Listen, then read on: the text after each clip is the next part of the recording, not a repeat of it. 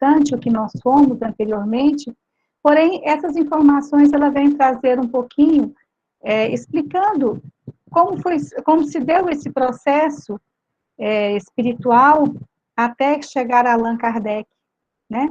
Então, Hippolyte foi homem do século XIX, né? Teria vivido na pele do druida Allan Kardec, na época de Cristo. Foi um sacerdote druida da civilização celta.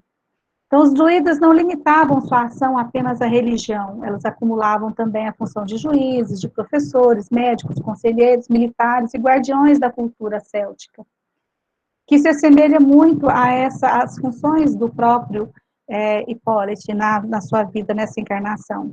Adotou posteriormente o mesmo nome, Allan Kardec, para publicar a codificação espírita, nome esse que ficou perpetuado para identificá-lo como espírito após a sua desencarnação.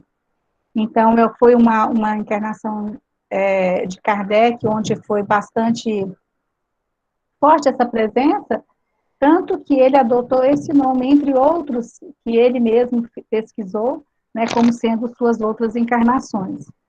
Quem transmitiu essa informação foi o espírito Zéfiro, dizendo que ambos, Kardec e Zéfiro, teriam sido companheiros na mesma época, 58 anos antes de Cristo, né, ocasião da invasão da Gália pelo imperador Júlio César. Depois veio uma informação de que ele teria sido Platão, né? E isso eu encontrei na Folha Espírita, uma entrevista que foi feita com a dona Marlene Nobre, doutora Marlene Nobre, né? Fundadora da AME. E aí ele pergunta, e a questão de Platão e Kardec?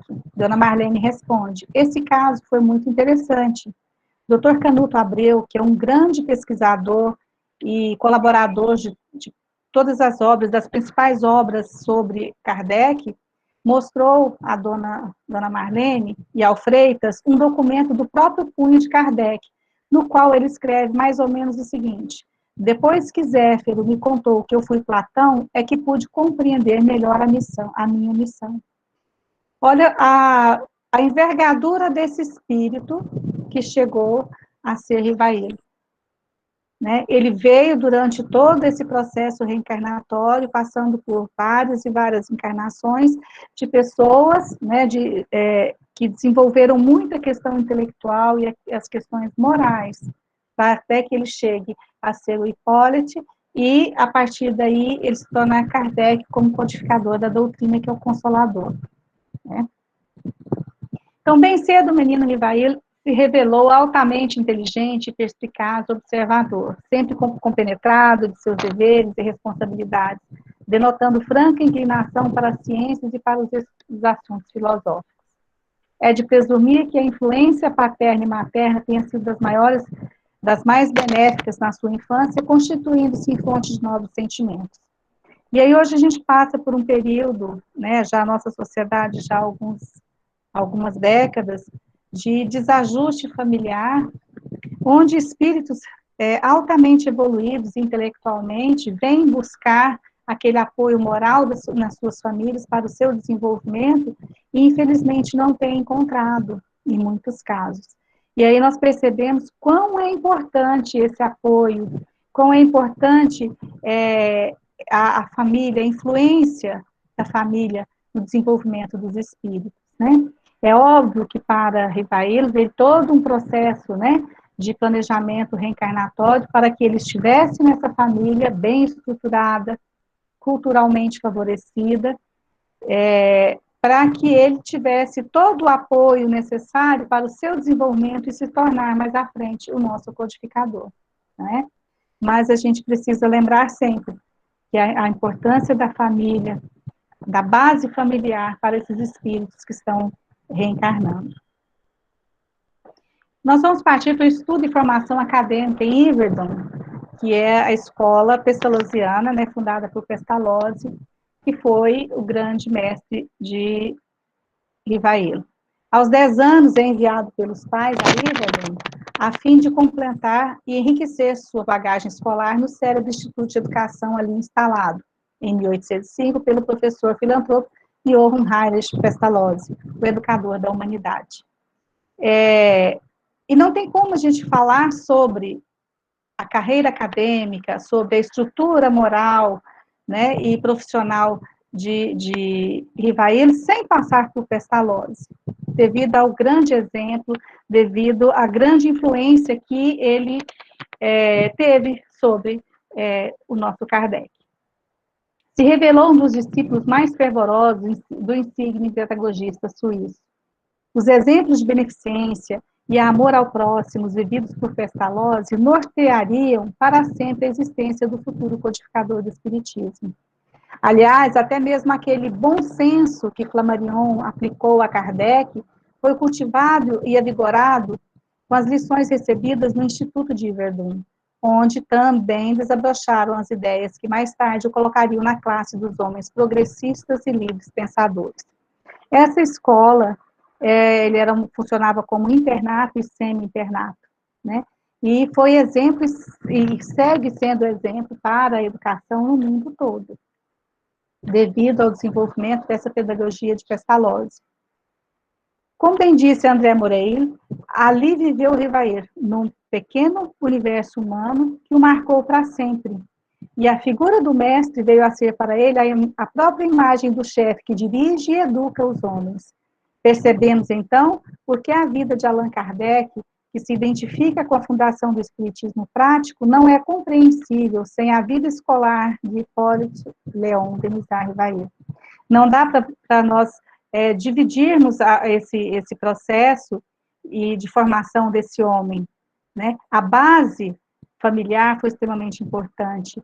A base escolar de Rivail foi extremamente importante. O exemplo que ele seguiu, que foi de Pestalozzi, foi extremamente importante para que ele se tornasse o homem forte, inteligente, sagaz, capaz de identificar o que era falso e o que era verdadeiro na decodificação do Consolador.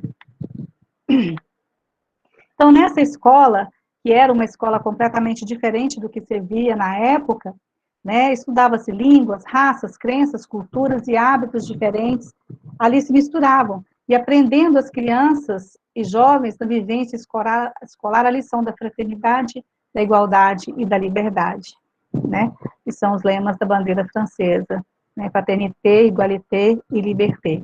Então, são princípios básicos para o convívio em sociedade, para a evolução da humanidade, e que hoje, muitas vezes, têm sido, pelos nossos governantes, deixados de lado.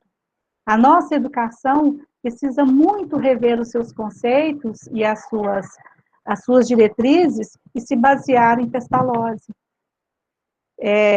Hoje, como eu sou educadora, sou professora, sou dessa área, nós sabemos muito bem como é difícil hoje para você conseguir levar o ensino formal aos alunos, porque nós esbarramos em várias situações burocráticas e situações de pensamentos de alguns que acaba por desvirtuar tudo aquilo que realmente é o ensino.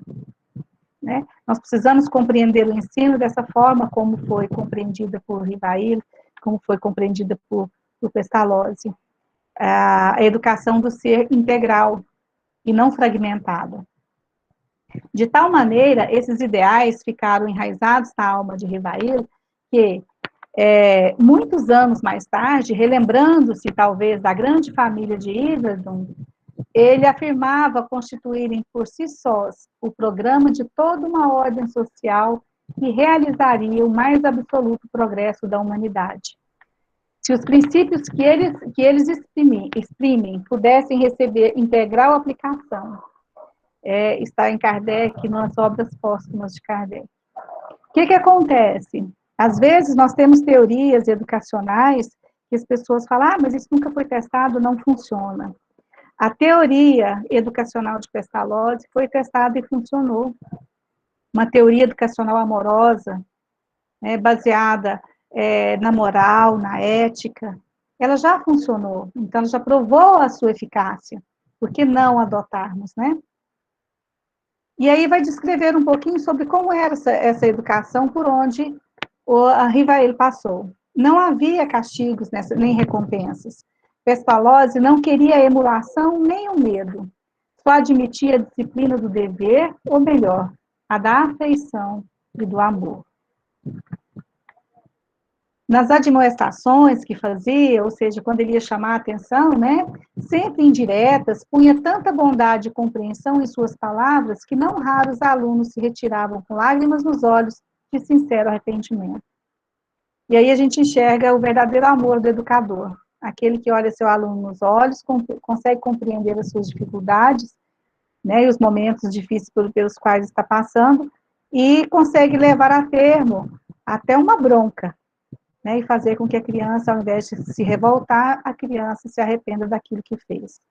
Então, além de receberem excelente preparo físico, intelectual e moral, os escolares eram igualmente educados para a vida em sociedade, de modo a poder enfrentar o mundo em qualquer situação ou circunstância. Foi assim que Kardec foi preparado nessa escola. Não só ele, vários outros, né? Grandes nomes, filósofos e entre outros.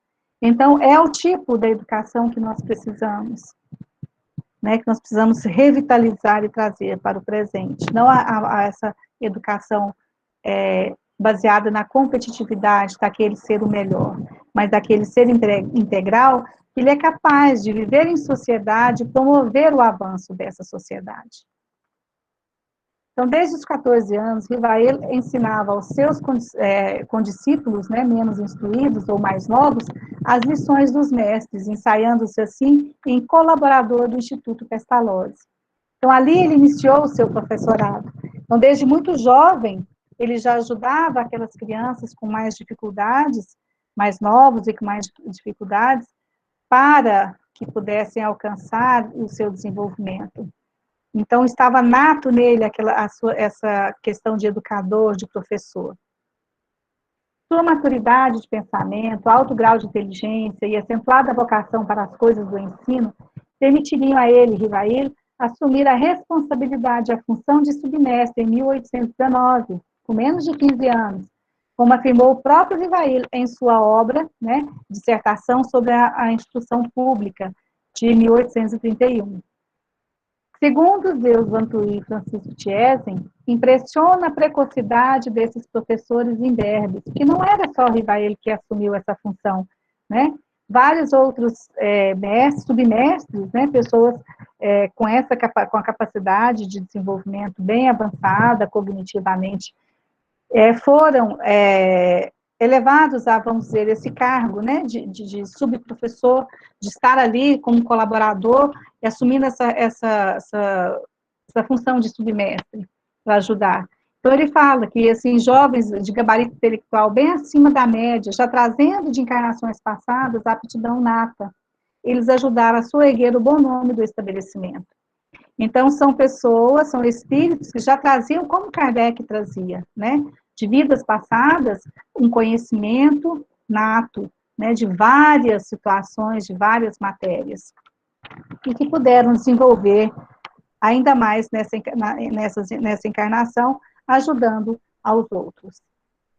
Então, como pedagogo, o jovem Rivail dedicou-se à luta para uma maior democratização do ensino público.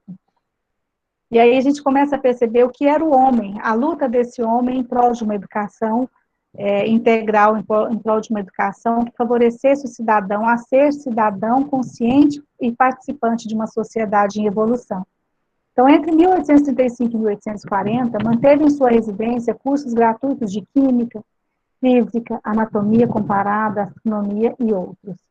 E hoje a gente começa a olhar como é que é a nossa formação acadêmica, que é tão em caixinhas, né?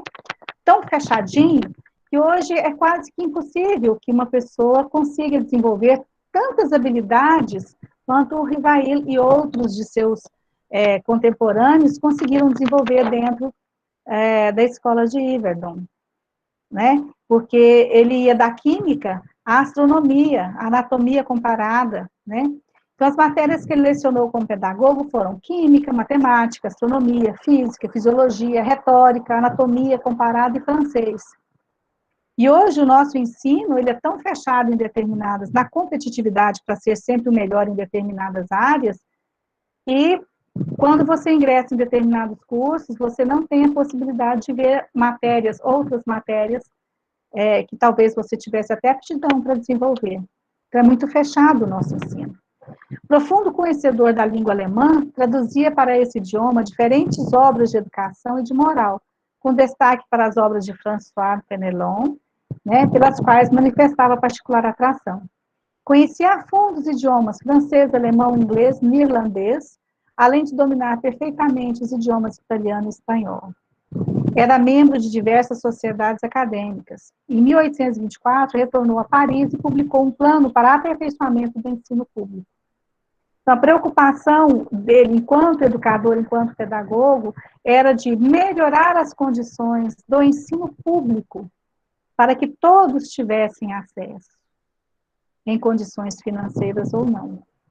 E hoje a gente vive uma situação, uma realidade onde a educação pública tem sido jogada no lixo e tem sido desvalorizada, e há um culto à escola particular, né, à privatização do ensino. Se a sociedade nossa já tem tanta dificuldade para corrigir as diferenças sociais, com a escola pública do jeito que está, imagine se nós não tivermos mais o ensino público. Então, a Rivail vem defendendo essa causa, né, do aperfeiçoamento do ensino público. Após o ano de 1834, passou a lecionar, publicando diversas obras sobre educação e tornou-se membro da Real Academia de Ciências Naturais. Então, um homem extremamente inteligente, uma capacidade intelectual, cognitiva imensa, um espírito forjado não só no desenvolvimento intelectual, como também no desenvolvimento moral, né? E que vem trazendo e fazendo com que a educação seja vista com outros olhos, né? Com a importância que deve ter. Então, em Yverdon, onde a coação não existia, permitindo ao aluno expandir naturalmente suas forças em germe, Rivail aprendeu a pedagogia inteligente, não atrofiada da mente do jovem, né? Era uma pedagogia de desenvolvimento do potencial real de cada um, que não coagia, que não castigava, né? Não atrofiava a mente juvenil, fazia com que o jovem pensasse, refletisse por ele mesmo, tirasse as suas próprias conclusões, buscasse as suas verdades, as suas respostas, obviamente orientados por seus mestres, mas permitia isso a ele. Hoje nós fazemos parte de uma educação que diz educar para o pensar e para o refletir, que na realidade nós vemos que não é bem assim. Quanto mais ignorante é a sociedade, mais poder tem aqueles que detêm nas mãos, né? E isso vai virando um ciclo vicioso que não vai ser interrompido nunca se nós não colocarmos as nossas crianças e os nossos jovens para pensar e refletir sobre a nossa sociedade. Segundo Jean Vartier, biógrafo, Pestalozzi pode ser considerado como o pai espiritual de Rivail, da mesma forma que Jean-Jacques Rousseau foi o pai espiritual de Pestalozzi. Rivail exercitou a paciência, a abnegação, o trabalho, a observação, a força de vontade e o amor às boas causas, a fim de melhor poder desempenhar a gloriosa missão que lhe estava reservada. Conscientemente nessa encarnação, Rivail não tinha a mínima noção do que o esperava, de qual era essa gloriosa missão que lhe estava reservada. No entanto, ele tinha no seu íntimo a necessidade de buscar o conhecimento racionalizado, científico, e isso deu a ele a possibilidade de desenvolver a sua pesquisa sobre a doutrina dos espíritos. Antes que o espiritismo lhe popularizasse e imortalizasse o pseudônimo Allan Kardec, já havia Rivail firmado bem alto no conceito do povo francês no respeito de autoridades e professores. A sua reputação de distinguido mestre da pedagogia moderna, com seu nome inscrito em importantes obras bibliográficas. E a gente vê como é importante os anos escolares para a formação do ser integral, né? Que possibilitou a Rivail ser esse homem diferenciado no processo de educação, onde tanto ele quanto Pestalozzi via na educação a solução para todos os problemas da sociedade, para a sua evolução, para o seu progresso. Daí a sua dedicação integral ao processo educativo. né? E fazendo com que a sociedade também daquela época compreendesse tanto que ele foi tão valorizado, né? Com tantas obras dentro desse processo educacional, até hoje valorizadas, até hoje respeitadas. Então, esse homem que foi Rivail, antes de ser Allan Kardec, ele teve todo um processo de formação, que quando a gente fala aqui sobre tudo isso, dá a impressão que foi muito fácil, né? Que era algo tranquilo de se fazer, devido à sua inteligência, muito acima da média.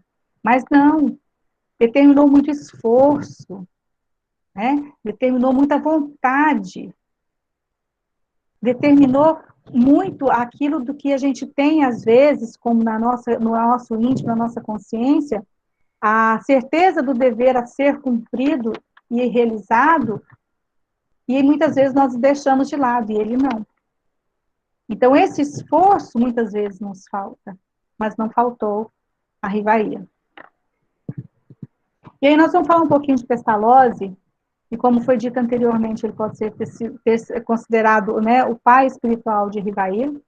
Vamos falar um pouquinho para que a gente possa compreender como era a mente desse grande homem, que inspirou esse outro grande homem que foi Kardec.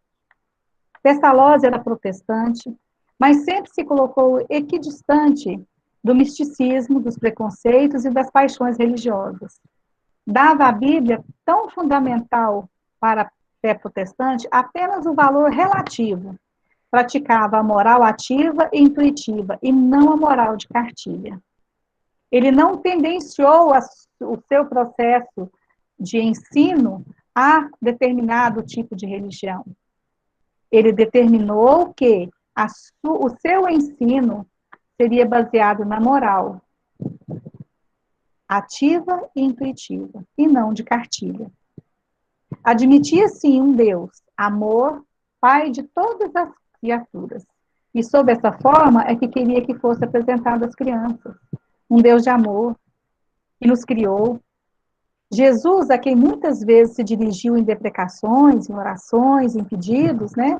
Era para ele o Filho de Deus e o maior dos homens. Sofreu muitos ataques e críticas devido às suas ideias em relação à religião. Tanto pelos protestantes quanto para os católicos, Pestalozzi estava errado. Ele era um herege, porque ele não seguia a cartilha dogmática das religiões, nem de uma nem de outra. E ele foi realmente bastante achincalhado, sofreu muitas injustiças por conta disso. Sua linha de conduta, orientada segundo rígidos princípios éticos e morais, não deixava desviar-se para ser agradável a esta ou aquela pessoa, esta ou aquela facção, ou aquela corrente religiosa. Ele era fiel ao seu ideal de religião e de fé, independente da vontade, independente de questões políticas, de questões dogmáticas, né? Então, para ele, Deus era uno, e ele o seguia, e seguia os mandamentos do Evangelho, né? Sem se preocupar com a religião, mas sim com a religiosidade. Estou evidenciando uma visão de religião raciocinada e longe de dogmas. E o que é a nossa religião hoje? O que é a nossa doutrina? Uma fé raciocinada. Segundo o biógrafo francês Gabriel Comparet, referindo-se às perseguições sofridas por Pestalozzi, ele nos diz: não lhe perdoavam por contentar-se com uma religião natural, com o deísmo filosófico a Rousseau, com o cristianismo raciocinado. Ou seja, Rousseau tinha uma filosofia racional, de buscar a razão das coisas. E para aquela época que nós tínhamos uma religião dogmática, né, que tudo que não se compreendia, não se acreditava na ciência, era justificado com vontade divina, e por isso passava, né, não se podia questionar, ele vem de uma forma diferente, por isso eles não o perdoavam. Porque a visão dele de Deus, visão dele do cristianismo, era de um cristianismo raciocinado, de uma fé raciocinada que buscava a razão acima dos dogmas. Jair, um dos primeiros alunos de Hildebrand, se referindo à Pestalozzi, disse que é inegável que ele imitava o evangelho na sua maneira de conduzir. E acrescenta, sua disciplina era o amor. Quando ralhava conosco, fazia-o abraçando-nos. É pelo coração que ele ia à consciência. Olha que bonito isso, gente. Era pelo coração que ele chegava à consciência dos seus alunos, com amor, com afeto. Com isso, preparava, sem o saber, muitas almas à disciplina do Evangelho e aos caminhos de Deus para a salvação delas. Então, mesmo sem saber, com esse jeito, com essa forma de educar, ele conseguia e preparava os seus alunos para seguir a disciplina do Evangelho. Mas não era só a fala, era o exemplo que ele dava, né? Então, a partir do seu exemplo, e quando eu vejo essa palavra disciplina, eu só lembro de Emmanuel, né? Nós precisamos ter disciplina, disciplina, disciplina. Ele seguia essa disciplina do Evangelho, mas do Evangelho puro, redivivo do cristianismo. E não o Evangelho retocado de acordo com a condição e a vontade daqueles que detêm o poder no momento. O Evangelho do Cristo. E o próprio Cristo foi foi o maior educador. Que quando ele falava com seus apóstolos, através de parábolas, ele estava ensinando, ele estava mostrando aos seus discípulos e às pessoas que o ouviam a forma de agir moralmente, a forma de agir. Então, cristão ele foi a vida toda, mas o seu cristianismo era livre de qualquer dogma. O seu espírito era dotado de extrema tolerância para com as crenças dos outros. Isso é o professor Luciano Lopes que nos traz. Então, aquilo que nós precisamos buscar hoje em dia em nós, a tolerância para com as crenças dos outros, que ainda hoje, infelizmente, século XXI, né, nós temos muito disso, da intolerância religiosa, da intolerância com o diferente, e que nós ainda precisamos moldar em nós. Que nós ainda temos muito de não tolerar o pensamento diferente do nosso, de não compreender as razões pelas quais determinadas ações, determinadas palavras são ditas, determinados comportamentos. E aí nós julgamos e nós condenamos, como se fôssemos realmente capazes disso.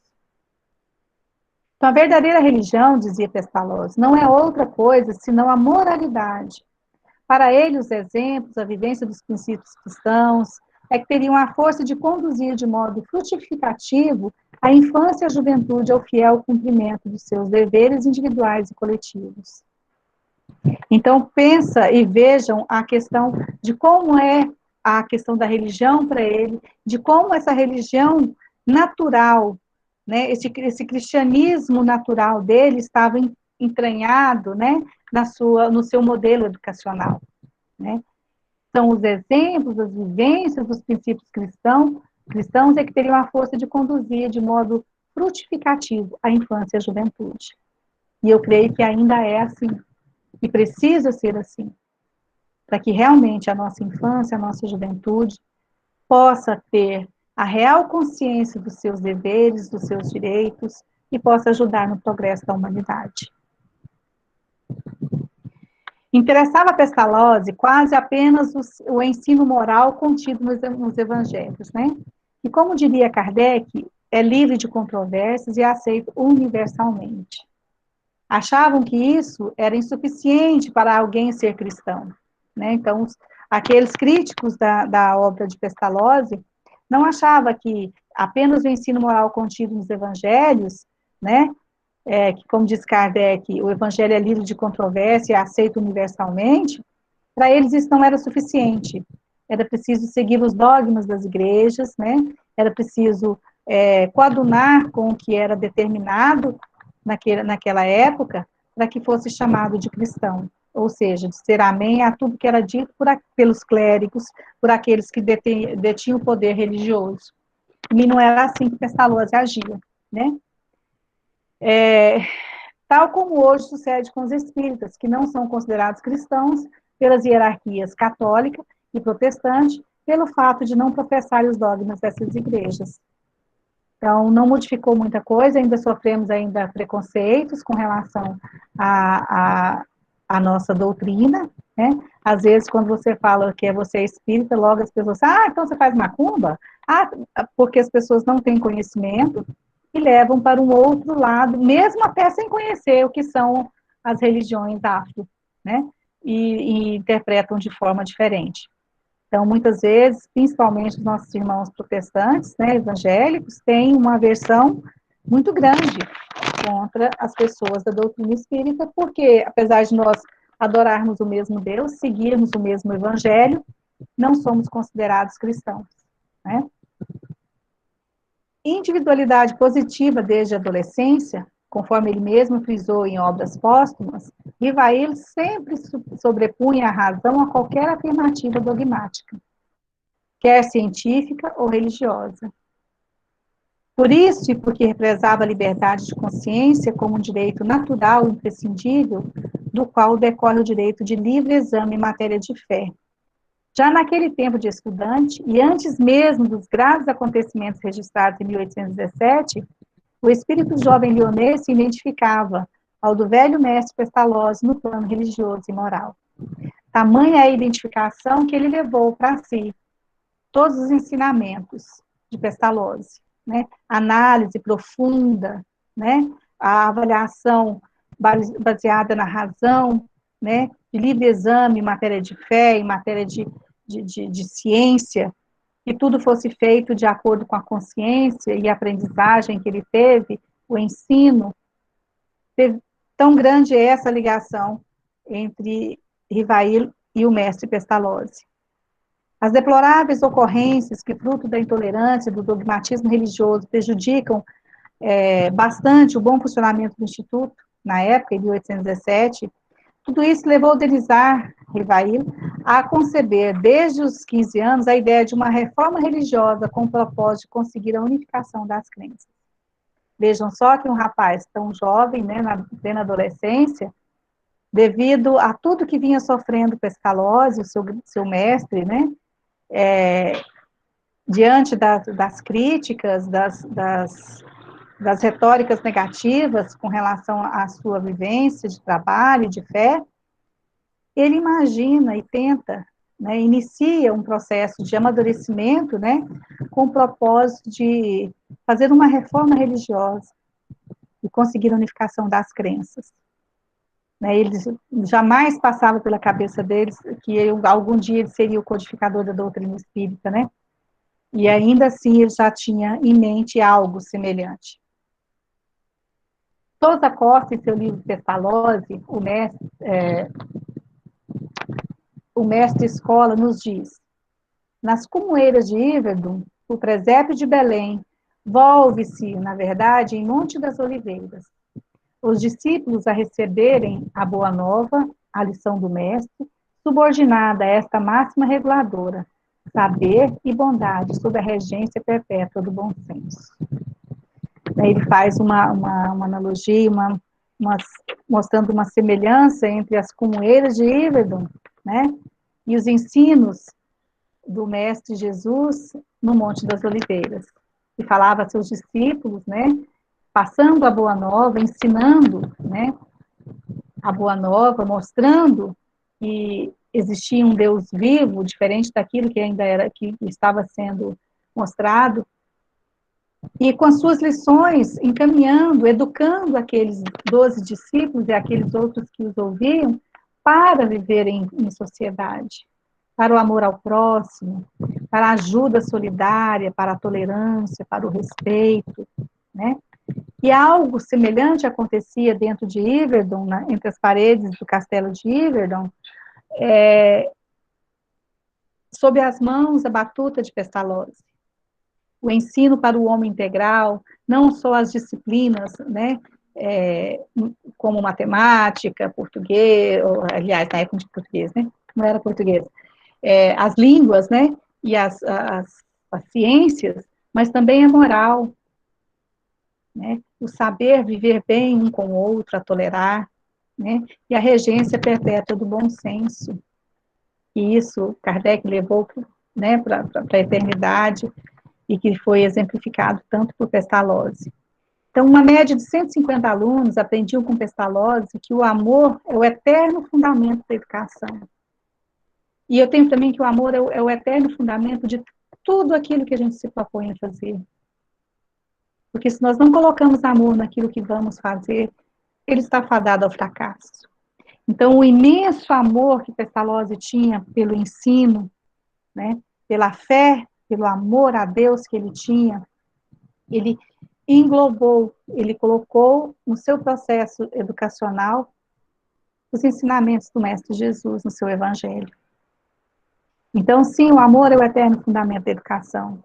Enquanto a educação for olhada, for vista, né, como algo a trazer benesses financeiras, nós não vamos estar educando adequadamente os nossos cidadãos, para as nossas crianças para se tornarem cidadãos, né?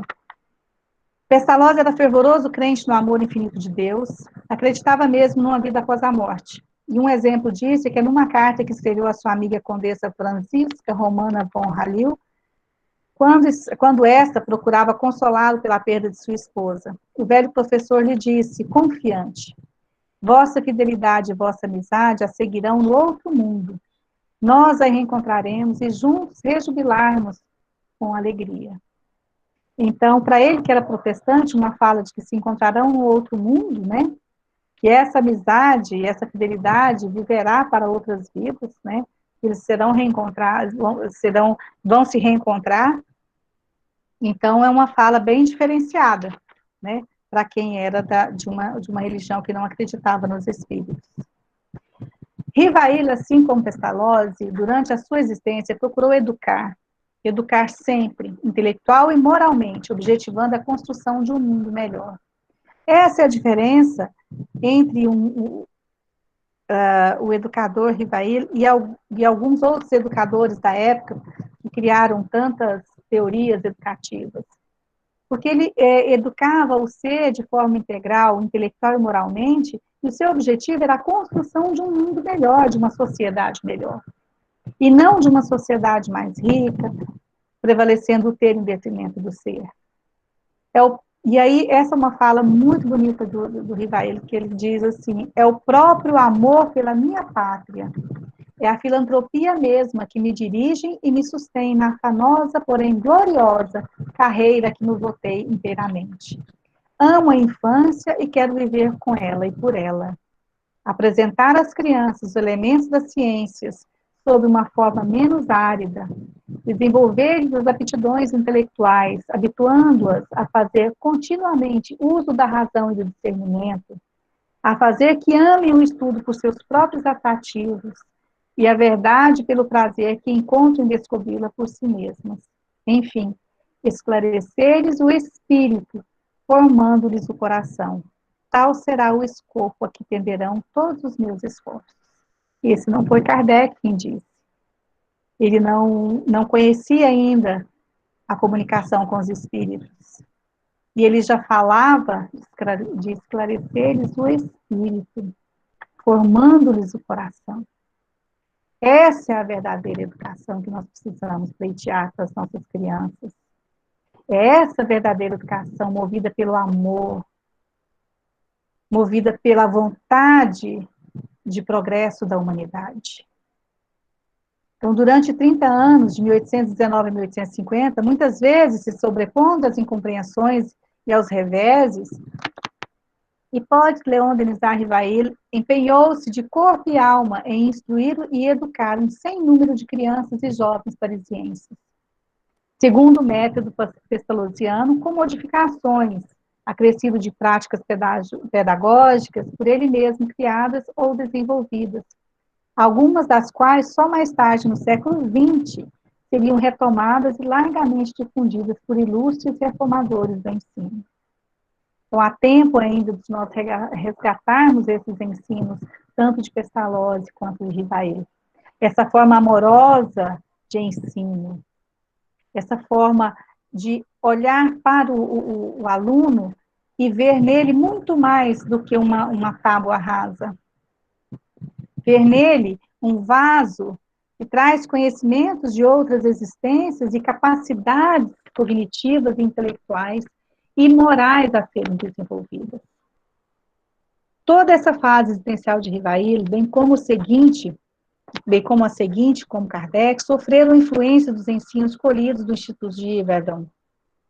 Segundo Henri Saussure, foi nessa escola que se desenvolveram as ideias de que mais tarde deviam fazer dele um observador atento e meticuloso, um pensador prudente e profundo. Então, é a partir disso, né, dessa escola, que desenvolveu as ideias de Kardec, se tornar um pesquisador, um observador mais atento, mais meticuloso, né, baseado na razão e na investigação dos fatos. Madame Rivail. Não dá para falar de Rivail sem citar, né, a sua Gabi, que nasceu em 23 de novembro de 1795, era 9 anos mais velha que... 9 anos mais velha que Kardec, né?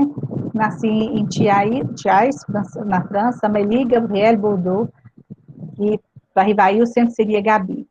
Aliando desde cedo a grande vivacidade e forte interesse pelos estudos, ela não foi problema para os pais, que, a par de fina educação moral, lhe proporcionaram apurados dotes intelectuais. Em 6 de fevereiro de 1832, firmava-se o contrato de casamento entre Rivail e sua Gabi. Então, a senhora Amélie também fora professora de letras e belas artes, trazendo de encarnações passadas a tendência inata, por assim dizer, para a poesia e o desenho. Culta, inteligente, gentil e graciosa, vivaz nos gestos e na palavra, denunciando penetração de espírito, né? A esposa de Denisard Rivail deu-lhe todo o apoio na instituição fundada em 1826, uma instituição de ensino que Rivail fundou. Sua colaboração se estenderia pelos anos afora e seu nome pode figurar ao lado de Madame Pestalozzi, mulher admirada tanto por suas excelentes qualidades e doçura de caráter, quanto pela amenidade de suas maneiras e terna solicitude para com as crianças.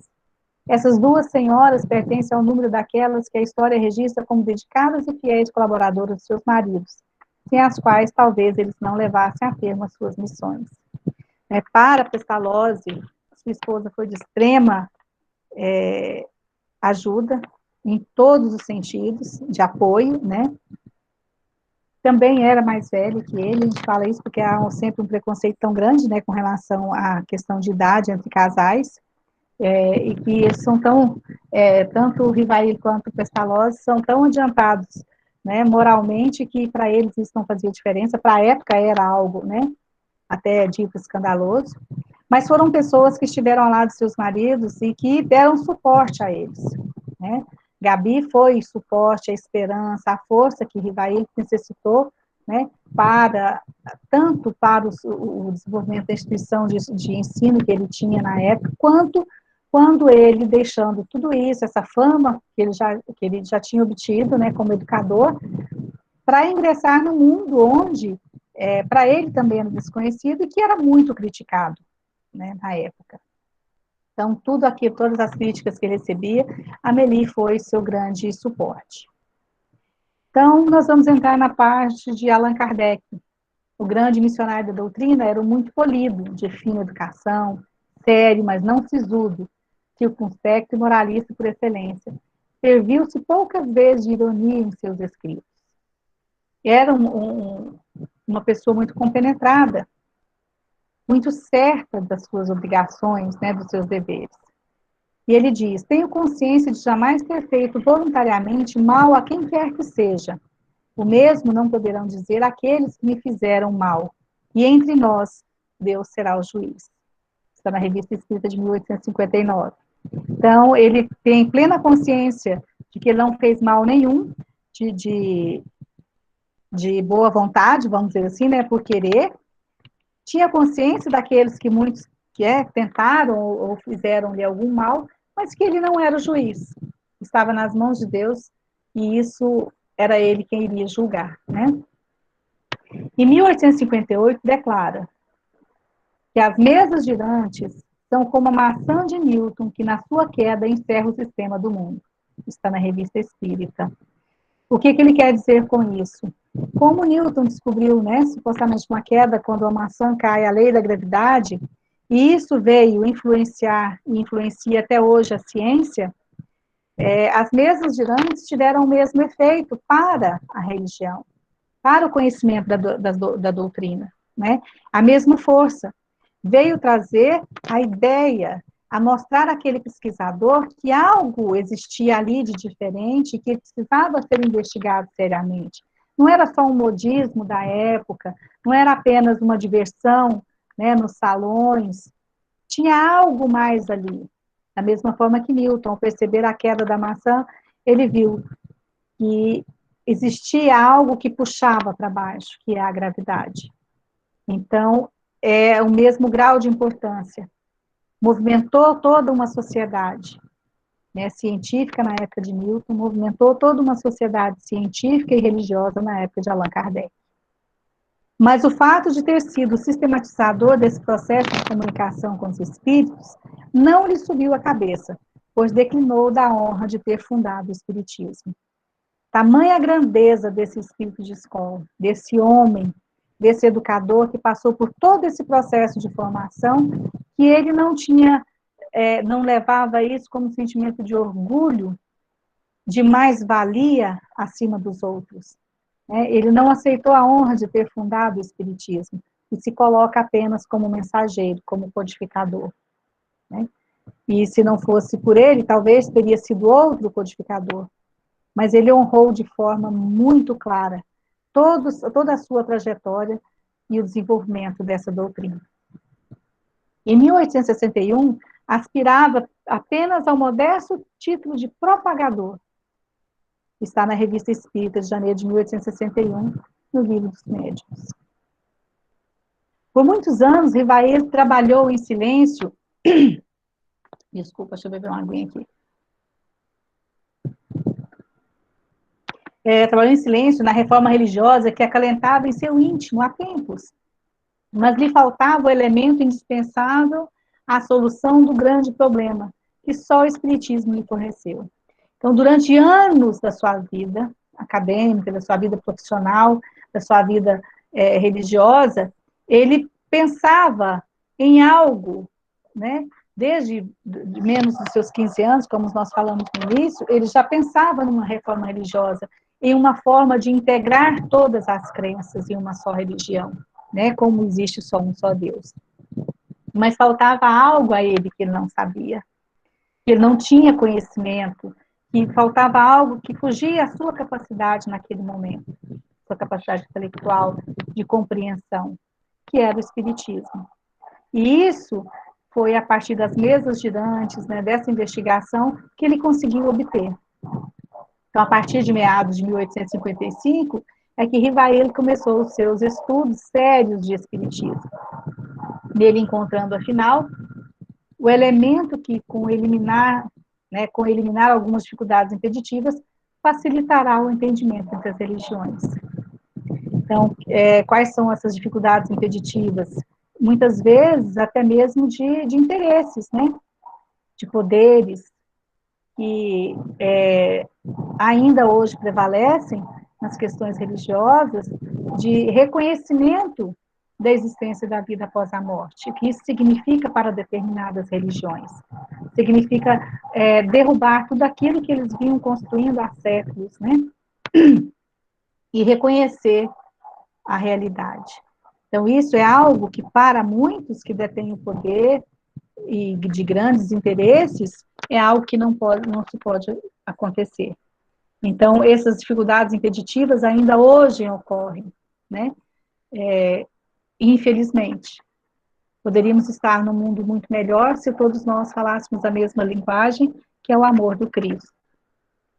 Mas os grandes interesses ainda são essas dificuldades impeditivas.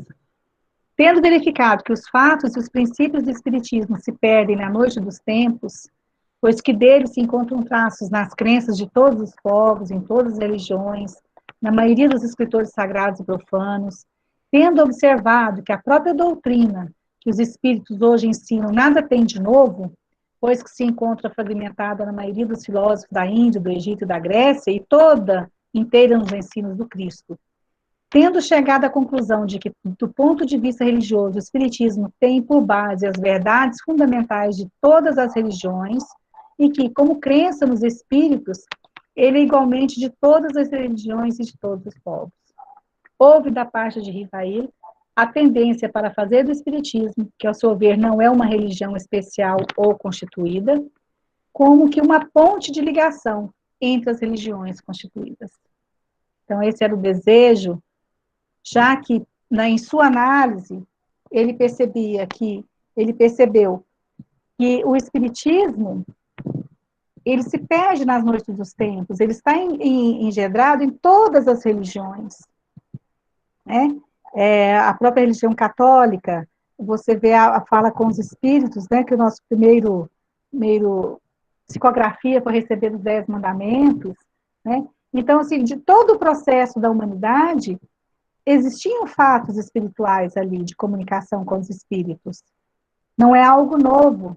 Porém, o espiritismo codificado, da forma que foi por Allan Kardec, ela poderia ser essa ligação entre as religiões já constituídas, se nós não tivéssemos esses impedimentos, né?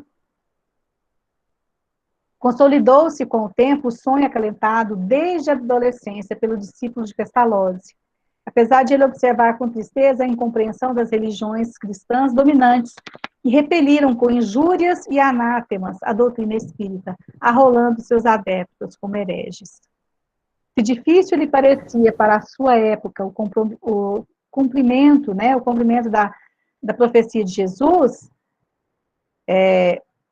um só rebanho e um só pastor, confiava, todavia, na sua concretização futura, porque dia virá em que todas essas crenças, tão diversas na forma, mas que repousam realmente sobre o mesmo princípio fundamental, Deus e a imortalidade da alma, se fundirão numa grande e vasta unidade, logo que a razão triunfe dos preconceitos.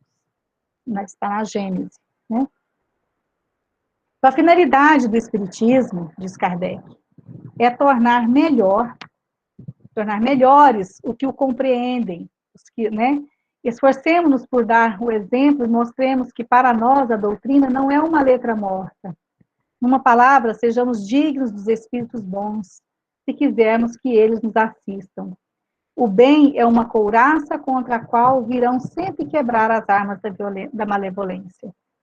E aí a gente tira um minutinho assim para estar refletindo um pouquinho com relação a essa finalidade do Espiritismo, que é tornar melhores os que o compreendem. Nós, hoje, espíritas, compreendemos. Nós conhecemos, né? Muitas vezes não compreendemos, mas nós conhecemos a doutrina. Será que nós realmente estamos nos esforçando o suficiente para dar o exemplo? Para não deixar que essa doutrina caia numa letra morta? Porque ser espírita não é só estar presente nos trabalhos da doutrina assistenciais, né? Mas é o foco muito importante na questão do estudo, da discussão daquilo que nós temos em literatura, do conhecimento do que é a real doutrina, das dificuldades que foram enfrentadas por aqueles que deram início ao desenvolvimento e ao estudo dessa doutrina, a compreensão da importância do Consolador prometido.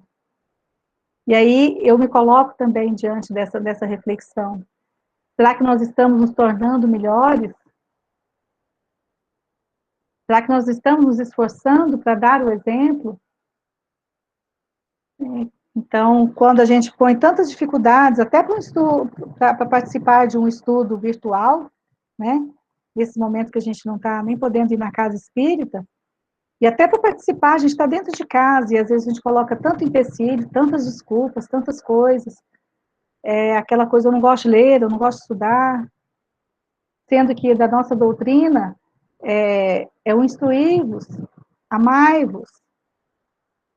Então, como eu posso defender e divulgar a nossa doutrina, que é o maior amor que nós podemos ter por ela, é aquilo o maior bem que nós podemos fazer, que é divulgar a nossa doutrina, se eu não tenho real conhecimento, se eu não a compreendo na sua estrutura, se eu não sou um exemplo dela. Então, essa é uma reflexão para nós todos. Cerca de um ano antes da sua desencarnação, conservando ainda o mesmo ideal da mocidade, ele ainda assim escrevia: A unidade de crença será o laço mais forte, o fundamento mais sólido da fraternidade universal, obstada desde todos os tempos pelos antagonismos e religiosos que dividem os povos e as famílias, que fazem, sejam uns os dissidentes, vistos pelos outros como inimigos a serem evitados, combatidos, exterminados, em vez de irmãos a serem amados. Então, a unidade de crença, que seja o nosso laço mais forte, né? Para que a gente possa um dia almejar isso que Kardec sempre quis, a unidade das crenças. E ele vai deixar uma mensagem para nós, finalizando aqui, para a gente dar um tempo para perguntas, para a gente poder discutir o assunto, né? Kardec vai deixar para nós essa mensagem, que os espíritas, pois, nada receem, o futuro lhes pertence, que deixem os adversários se debaterem sobre a opressão da verdade que os ofusca, porque toda denegação é impotente contra a evidência que inegavelmente triunfa pela força das coisas. É uma questão de tempo, e neste século o tempo marcha a passos de gigante, sob o impulso do progresso. Está na Revista Espírita de fevereiro de 1865. Ele fala daquele século.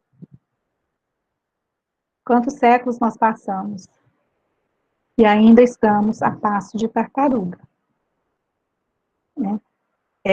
A gente tem real consciência de que nada muda em se tratando de humanidade, de sociedade, de um dia para o outro, mas nós precisamos ser firmes na nossa fé e no nosso desejo de melhoria, de expansão das ideias e da moral para o desenvolvimento da humanidade, para o progresso da humanidade. Nós temos que estar firmes nisso. E a gente percebe que Kardec, mesmo depois de tanta coisa que ele passou, tanta crítica, tanto sofrimento, tantas, vamos dizer, pancadas da vida que ele levou mesmo, né? De decepções, até mesmo de pessoas próximas, né? Com relação ao desenvolvimento da doutrina, ele não perdeu a esperança que ele alimentou antes dos seus 15 anos, que é a reforma religiosa para a união das crenças. Até pouco antes do seu desencarne, ele acreditava, e eu acredito, eu creio também, que ele, em espírito, continua lutando por isso, para que haja a união das crenças.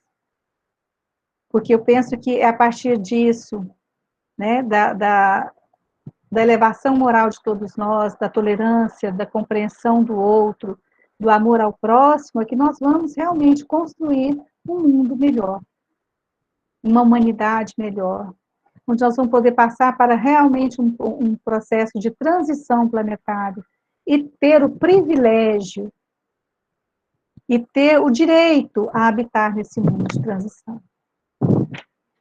E ele continua: digo, pois, a todos os espíritas, continuai a semear a ideia, espalhai-a pela doçura e pela persuasão, e deixai aos nossos antagonistas o monopólio da violência e da acrimônia. Aqui só se recorre quando não se é bastante forte pelo raciocínio. Então, o que ele vem nos dizer é que a gente continue a semear, continue a divulgar a doutrina espírita, que nós continuemos o nosso trabalho de caridade, que nós continuemos na busca do amor ao próximo, do desenvolvimento da sociedade baseado nos ensinamentos do Cristo, né? Do desenvolvimento da nossa doutrina, com as comunicações dos espíritos superiores. E que a gente deixe para os outros as críticas malevolentes, a violência, e que nós partamos do princípio do amor. Uma das coisas que mais me encantou na doutrina espírita, que apesar do nome doutrina, ela não tem a tendência nem o desejo de doutrinar ninguém, de convencer ninguém pela força. O convencimento da doutrina, das verdades espirituais, ela parte do nosso exemplo, da nossa mudança interior e aquilo que nós exemplificamos à nossa volta. E é isso que ele vem nos dizer, para que nós não percamos a fé e a esperança de que um dia sim ocorrerá a unificação das crenças. E que o Espiritismo sim será a ponte que ligará todos esses elos e transformará o nosso planeta e a nossa humanidade, de acordo com a vontade do Cristo. Porque foi isso que Kardec fez. Todo esse processo evolutivo de Leon, né, de Hippolyte Léon Denisard Rivail, todo o processo educacional, todo o processo de aprendizado junto a Pestalozzi, um homem íntegro na sua moral, tudo que ele passou a partir do momento que ele se dispõe a pesquisar sobre a doutrina dos espíritos, sobre as comunicações espirituais, todos os achaques, todas as ofensas que ele recebeu, mesmo ele sendo grande homem, grande educador, famoso, né, jogaram sua reputação por terra. As críticas que sofreu na construção dessa doutrina foi porque ele sempre acreditou que a fé une as pessoas, a fé num Deus único, um Deus de amor, que é o nosso Pai Celestial. Então, que a gente possa ter um mínimo dessa fé que Kardec sempre teve, da sua perseverança na divulgação da comunicação dos espíritos, da vontade de Deus da nossa melhoria, do amor do Cristo por nós. Nós sejamos, então, meus irmãos, capazes dessa compreensão. E eu fiquei extremamente encantada com esse estudo, por ver a grandiosidade desse homem, antes e depois de Allan Kardec. Um grande abraço, muito obrigada a todos vocês pela atenção.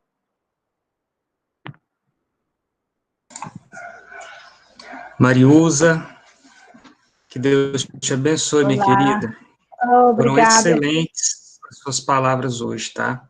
Eu que te agradeço, porque assim, eu tinha uma pesquisa e quando você me falou, vou mostrar para vocês aqui, quando você me falou desse livro, eu corri atrás bastante e assim, me ajudou demais. E eu recomendo, para quem quiser conhecer quem é Kardec de verdade, a fundo, dá uma lidinha, que são 3 livros num só.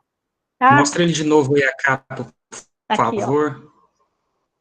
Esse livro é maravilhoso. Tá. Ele é um livro bastante antigo, eram 3 edições, né? 3 livros, foram compilados em um só. Ficou maravilhoso. Eu te agradeço muito essa indicação aí, me ajudou demais. Bom demais. Aqui no chat, só elogios, tá? Para a sua fala, foi realmente excelente. Muito obrigada. Eu acho que você fez uma abordagem, assim, que a grande maioria de nós não se atenta, né? Quando a gente vai falar de Allan Kardec, a gente vai lá para as mesas girantes, para como tudo aconteceu, enfim. Você trouxe uma abordagem anterior da vida dele, que eu acho que nos traz reflexões belíssimas, né? Sobretudo no que diz respeito à nossa educação. Queria abrir, se alguém aí, algumas pessoas fizeram alguns comentários, não tivemos, assim, perguntas direcionadas, algumas pessoas fizeram alguns comentários. Eu queria deixar aberto, pessoal, se alguém quiser falar, pode abrir o microfone, tá? Quiser fazer um comentário, fiquem à vontade. Zé Henrique, boa noite a todos. Boa noite. Eu gostaria de saber, Maria Ofélia, o que vocês acharam do filme de Kardec? Olha, como todo filme, ele pega assim, situações, poucas situações e muito superficialmente, né? Quando a gente vai olhar a biografia de uma pessoa, como é a de Kardec, e você vai ler, que eu espero que vocês leiam esse livro, que ele é extremamente interessante, você vai ver que ele foi muito superficial. Foi bom, foi, eu gostei realmente do filme, conta a parte, principalmente a parte, né, do codificador da doutrina, mas eu acho que deixou muito a desejar diante da imensidão, da grandiosidade que é Allan Kardec. Você, Zé Henrique, o que você achou? Maria Ofélia, você quer colocar algum ponto de vista que você teve, especialmente do filme? Não, é porque justamente isso aí que a Mariusa falou, né? Quem, por exemplo, às vezes não conhece a doutrina, a gente indica para assistir o filme, a pessoa ainda sai bem confusa ainda, né? Não é uma coisa que dá para ter uma noção, mas ainda fica, são bem poucos dados, né? Igual o nosso lar, né? Quando você assiste, quando você começa a ler, é como se, nossa, foi só um resumo, né? Isso. O Nelson está fazendo uma pergunta aqui. Considerando a tarefa que o Espírito da Verdade descreveu que ele teria junto à condição humana ao qual ele estava inserido, dores, traumas, viuvez, morte de entes queridos, né? Dificuldades financeiras, etc. Na sua opinião, como você olha esse processo de preparação desse Espírito para realizar tal tarefa? Então, Nelson, o que a gente percebe? Que há uma preparação muito anterior a essa encarnação dele, né? Tem outros estudos que falam sobre outras encarnações, ele como um reformador protestante, né? Se não me engano, é John Haas, acho que é isso. E, assim, houve toda uma preparação. O que me lembra muito essas questões de reencarnação de espíritos de escola, como foi o Kardec, com uma missão tão grandiosa. Me lembra a Maria de Nazaré, um livro de Miramês, onde conta a encarnação de Maria. Toda uma preparação do planeta para que Maria que ela fosse reencarnada, né? Para que depois houvesse uma preparação muito maior para que o Cristo chegasse, né? Então, assim, eu tenho para mim, diante das pesquisas que eu fiz, é que toda essa preparação, ela ocorre muito anteriormente à encarnação presente. Para Kardec foi assim devido ao que a gente estudou, as encarnações dele passadas, ele vem pelo menos as que a gente tem conhecimento, de uma preparação como druida, né, como druida Allan Kardec, que ele tinha não só a questões religiosas, mas ele lidava com a questão educacional, com a instrução, com a medicina, com o tratamento, né? Depois, o próprio Platão, que né, segundo as informações até da dona Marlene Nobre, que ele foi a reencarnação de Platão, que foi um grande pensador e filósofo, discípulo de Sócrates. Então, essas preparações para esses espíritos que têm uma missão grandiosa, como a foi de Kardec, ela vem sendo uma preparação muito anterior. Ele reencarnou numa família que deu todo um suporte para ele, para o ensino, uma família que tinha um nível cultural muito bom, financeiro, até, que proporcionou um estudo muito grande. Ele teve, né, o suporte do seu mestre Pestalozzi, né, de outras, da sua esposa, que era uma pessoa muito compenetrada, muito equilibrada também. Então, acho que essa preparação, ela vem de muitos e muitos. Quando a gente fala de planejamento reencarnatório, a gente acha que é assim, não, ó, eu vou, aí quando eu vou voltar agora, planeja. E o que a gente tem tido de entendimento é que esse planejamento reencarnatório, ele vem de vidas, vidas e vidas passadas, né? Ainda mais para espíritos com essas missões, assim. Bom, espero ter respondido. Mais alguma coisa, gente? Eu acho que eu fiquei tocada muito quando você falou, é a Júlia que está falando, Sim. Na hora que o Kardec está em algum lugar esperando que nós, né, humanos, tenhamos unidade nas nossas religiões e como um povo só, né, fraternalmente, nos encontremos e busquemos, né, a nossa evolução. E esse final de semana, o Papa Francisco falou sobre Francisco de Assis, ele é franciscano, né, e também sobre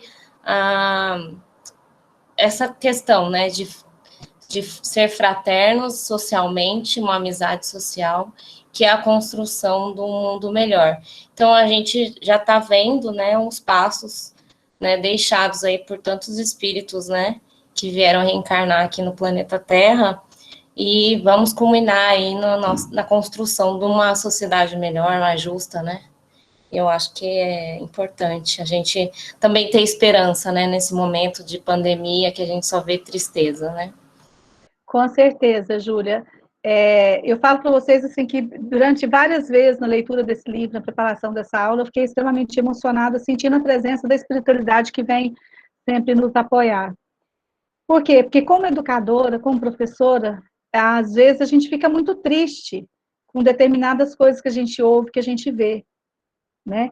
Nesse momento de pandemia, onde muitos de nós mostrou o pior que tem dentro de si, do egoísmo, né, de buscar sempre o seu primeiro, e se o outro chegar depois, tchau, né? Então, assim, mas há esperança, sim, muita. Nós temos Emmanuel encarnado, né, no nosso país, segundo as informações, com o dever dentro da educação. Um país que não valoriza a sua educação, não olha para os seus educadores com respeito devido, não investe em educação para todos, como diz a nossa Constituição, a educação é para todos, né? É um direito de todos, então que se invista maciçamente nisso, para que a gente possa ter uma sociedade melhor. Então, isso me emocionou muito no histórico de Kardec, ver a sua preocupação com o desenvolvimento integral do ser humano, né? Da educação moral, da educação intelectual, para um ser humano capaz de agir moralmente, de forma correta, cristãmente, vamos dizer assim, em todos os ambientes onde estiver. E eu creio que é isso que o próprio Kardec espera de nós enquanto espíritas, que nós saibamos ser espíritas realmente em todos os lugares onde nós estivermos, colocarmos em prática aquilo que o Evangelho nos ensina. E eu sempre digo que nós temos o privilégio de ter nas mãos a receita, as definições de homem de bem, as leis morais. Nós temos tudo nas nossas mãos para que a gente possa nos tornar pessoas melhores. Não é fácil, eu falo por mim. Às vezes, sabe, a gente acaba sendo compelido mesmo pela nossa fraqueza humana a fazer coisas erradas, coisas que não condizem com esse aspecto. Mas eu penso que é isso mesmo. Kardec, onde ele está, ele espera que a gente possa dar andamento à sua doutrina, né? Que a maior caridade que a gente pode fazer para a nossa doutrina é a sua divulgação. Mas se nós não a conhecemos a fundo, não a entendemos e não a vivenciamos, nós não temos como divulgá-la. É isso. Já está em cima da hora. Curioso, quero falar uma coisa. Fala, meu anjo. Eu também, sim, como educadora, né, e preocupada com essas questões do desenvolvimento do jovem, eu fiquei muito encantada com a história do Kardec, que eu não conhecia, digamos assim, né? Porque o que se observa? Uma pessoa que teve uma oportunidade de ter uma educação de alto nível e que depois colocou essa educação a serviço da escola pública, digamos assim, que não é a realidade que nós vemos, né? Nós questionamos muito por que a escola pública não tem a qualidade de uma escola particular. Porque quem estuda numa escola particular não quer ir para a escola pública. Ele não quer colocar o seu serviço àquele que realmente precisa mais, digamos assim. Então, aí a escola também foi caindo numa decadência pela falta de oportunidades desse professor ser melhor para dar um ensino melhor. E tem todas as questões, né, de políticas e tal. Mas o que eu fico muito encantada com ele, eu conheço um pouquinho do Pestalozzi por causa das escolas, né? E eu nem imaginava que o Kardec, né, era digamos assim, um aluno discípulo de Pestalozzi, né? Então, para mim, foi um enriquecimento muito grande nesse sentido. E dessa preocupação que a gente deve ter, principalmente com o menino de 12 anos até 18, né, que é uma fase do desenvolvimento intelectual moral. Então, eu acho de uma riqueza muito grande até apresentar esse estudo para os jovens, sabe? Por exemplo, você falar com os jovens sobre o Kardec, esse Kardec. Sim. Né? Não só esse outro que a gente sabe, das obras, das mesas girantes, sei o que e tal, mas esse Kardec que foi um jovem, né, que teve uma formação que se voltou com a preocupação com os jovens, com esse desenvolvimento dos jovens. Então, eu te parabenizo por isso, sabe? Eu acho que merece ser falado para educadores, merece ser falado para os jovens, que eu achei que foi muito rico. Eu também fiquei muito encantada, Cinida, porque, assim, independe de religião. A história de Rivaí independe de religião. Né? O seu exemplo, ele está dentro da religião, mas ele perpassa por todas as outras questões também. E realmente é encantador mesmo. Com certeza. Obrigada. Eu que agradeço. Mariusa, tem duas perguntinhas ali para você tentar responder rapidinho. A primeira é fácil. Onde comprou o livro? Foi na livraria do Segal? Eu até falei com a Solange, ela falou, Mariusa, não tem, e para fazer pedido vai demorar. E como eu tinha pressa, eu encontrei na FEEGO, na livraria da FEEGO, mesmo assim porque tinha um livro reservado, e aí quando eu falei com a vendedora, ela falou, nossa, mas está reservado, só tem esse. Eu falei, não, mas ele vai ser meu. E aí, quando foi à tarde, ela me ligou avisando, mas foi na FEEGO e eles iam fazer novos pedidos. Mas aí também pode ser que a livraria lá do Segal também faça pedido, né? Se alguém tiver interesse, como para fazer pedido é meio complicado, você pedir uma quantidade, quem tiver interesse podia passar o nome, né, Zé? E aí faz as encomendas. Sim, podemos fazer isso. Tem uma perguntinha do Wilson Reis aí, falta 2 minutos. Você está vendo ela aí no chat? Eu estava com o chat fechado aqui, deixa eu ver se abre aqui. Wilson, tá. Sendo a encarnação de Platão, a filosofia não poderia estar de fora da doutrina, sendo um tripé da filosofia, ciência e religião. Isso, seu Wilson, eu lembro do senhor. Eu estive com o senhor no sábado, se eu não me engano. Realmente, a filosofia, ela é um dos tripés da nossa doutrina, é isso, né? Ciência, filosofia e religião. Então, mais do que importante, né? Do que a presença de um filósofo.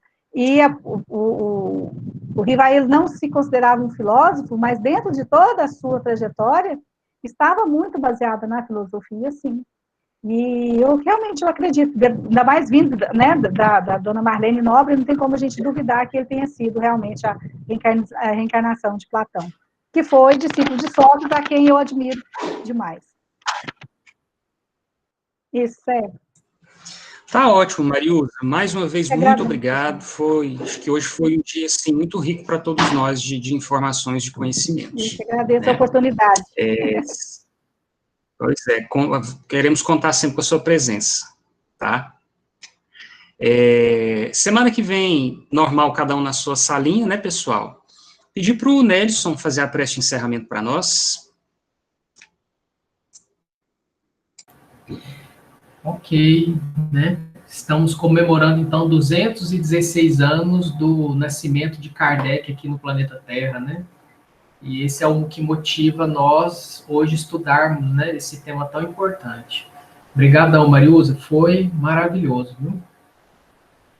Então, vamos fechar os nossos olhos nesse instante, agradecendo a Jesus, o nosso mestre querido, a essa oportunidade imensa e esse privilégio de termos um momento de encontrarmos companheiros de mesmo ideal, de mesma intenção de alma, no intuito de compreender a importância do nosso papel na humanidade, ao mesmo tempo de compreender a bondade de Deus perante a todos nós.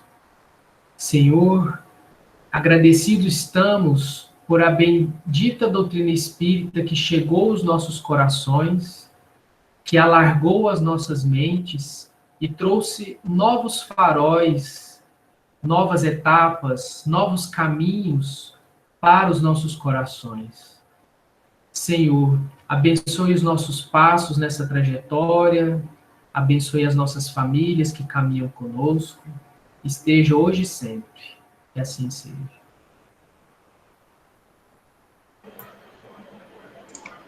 Assim seja, pessoal. Ótima noite a todos. Fiquem com Deus. Amém. Tchau, tchau. Obrigada, gente. Marilza, Tchau, gente. Boa noite. Ai, Luda, meu bem. Amei. Obrigada. Beijo.